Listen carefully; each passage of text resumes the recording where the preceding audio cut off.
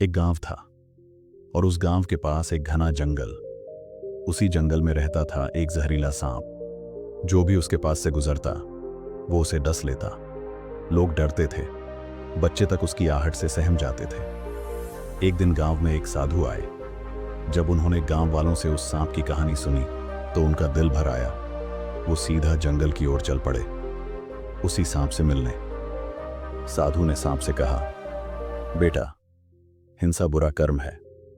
अगर तू सच में मुक्ति चाहता है तो किसी को नुकसान पहुंचाना बंद कर दे। सांप ने पहली बार किसी की आंखों में डर नहीं बल्कि दया देखी। उसने सिर झुका लिया और वादा किया कि अब वह किसी को नहीं डसेगा। वक्त बीता। अब सांप चुपचाप एक कोने में पड़ा रहता था, लेकिन गांव के लोग अब उसकी शांति को कमजोरी समझने लगे थे। बच्चे उसे पत्थर मारते, कोई उसकी पूंछ खींचता, कोई उस पर डंडा चलाता, पर सांप चुप रहा। कुछ महीनों बाद वही साधु दोबारा गांव लौटे। जंगल में देखा, वही सांप अब कमजोर था, घायल था और डरा हुआ था। साधु ने पूछा, बेटा, ये क्या हाल बना लिया तूने?